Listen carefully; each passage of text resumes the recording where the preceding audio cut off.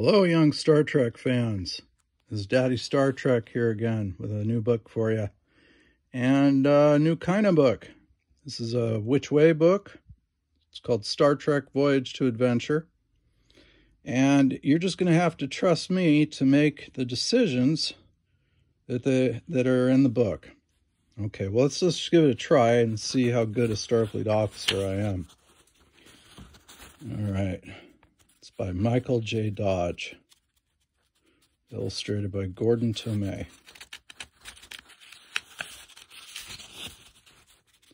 Okay, that's just telling us how to read the book. Okay. You are an ensign in Starfleet, just graduated from Starfleet Academy. Because of your high scores as a cadet, you've been assigned to the Starship Enterprise, commanded by Captain James T. Kirk. As you pick up your space bag and prepare to beam over to the Enterprise, you can remember the speech Admiral Traynor gave to your class of ensigns. Never forget that Starfleet's mission is to keep peace in the galaxy. Use force only when everything else has failed. And never forget the Prime Directive. Do not interfere with an alien species, even if you think you would be doing the right thing. We do not always understand the ways of other peoples, and sometimes our help may only make things worse. Power is a terrible thing unless it is used wisely. Now, best of luck to all of you. A transporter operator pushes the controls and light surrounds you. You're beamed aboard the Enterprise.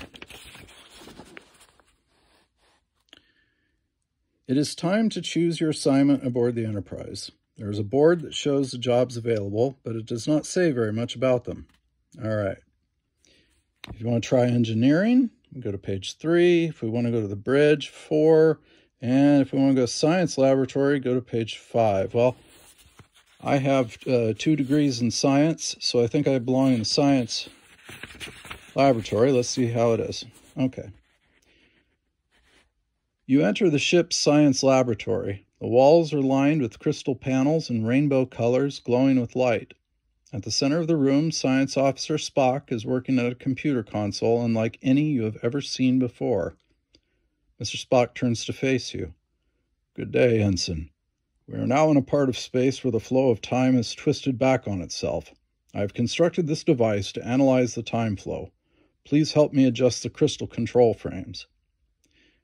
You take a step forward. Suddenly, one of the crystal panels cracks and shatters. Colored light sprays across the room and over Mr. Spock.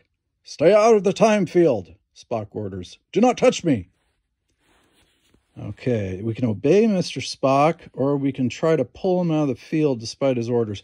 All right, I'm assuming Mr. Spock knows more than we do, and he also did give us an order, so let's go to page 82. Who knows, this might be the end of my mission. No, not yet.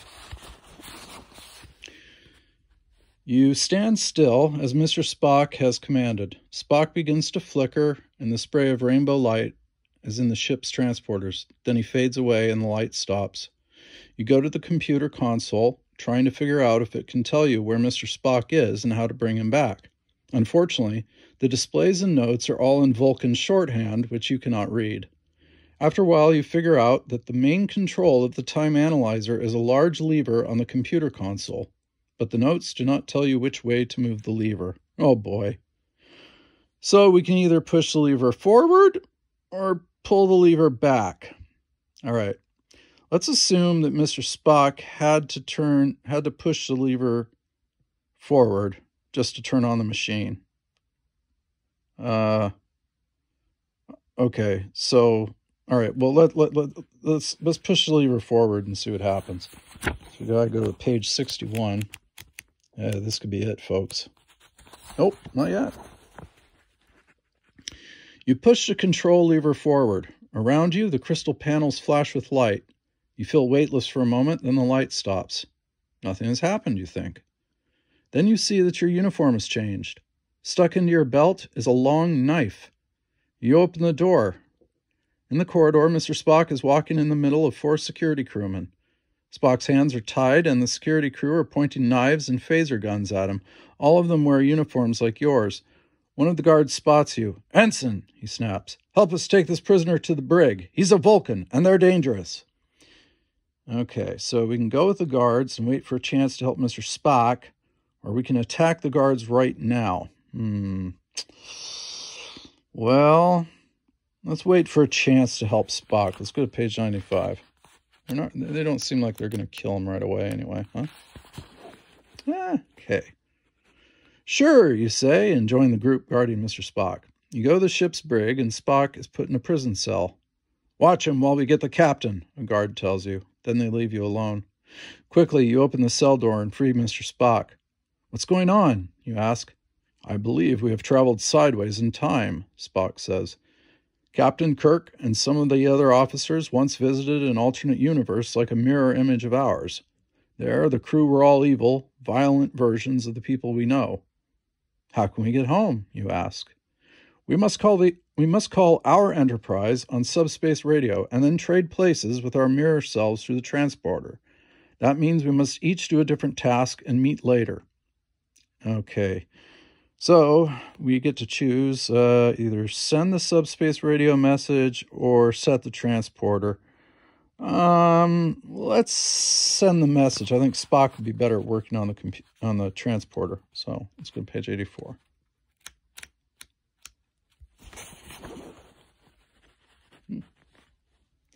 Mr. Spock tells you what channel you must use to contact your universe's Enterprise on subspace radio.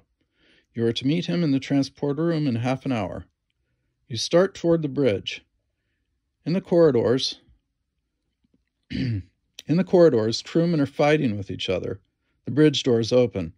Well, snarls the man in Captain Kirk's chair. You see that it is Captain Kirk, but he has knife scars on his face and hands, and you've never seen your captain so angry. Replacement communications officer, you say, in the roughest voice you can manage. It's about time I got some time off, the mirror Lieutenant Uhura grumbles and shoves past you as she goes out the door. You sit down at the console and begin sending code. Soon you receive an answering signal from the Mirror Enterprise. They'll be ready to transport in exactly 10 minutes, and you must be there or be left behind. You feel Captain Kirk's hand grab your shoulder. What are you doing? He demands. I didn't order any messages. Okay. Now I can shout back at him, trying to talk my way out of this, or make a run for it. Oh boy. I think if I make a run for it, he's just going to shoot me with a phaser. So let's see if we can out-talk him. This could be it, folks.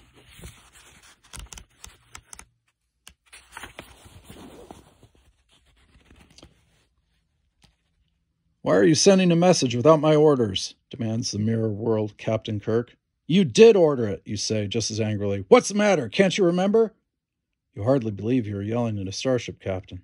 The mirror Kirk looks around. The other officers are waiting to see if he will admit he made a mistake. He will not. Of course I remember, he says, quickly covering up with a lie.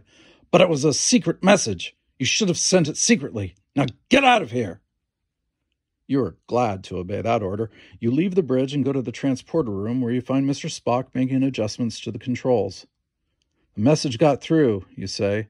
Excellent, Ensign, Spock says. Now, timing is very important. The two of you stand on the transporter platform. Rainbow light shimmers around you. Go to page 116. Let's see what awaits us. Oh, it's the end of the road, folks. The transporter light disappears. You're still standing in the Enterprise transporter room, but standing in front of you are the ship's officers, and they're smiling. The mirror crew did not smile.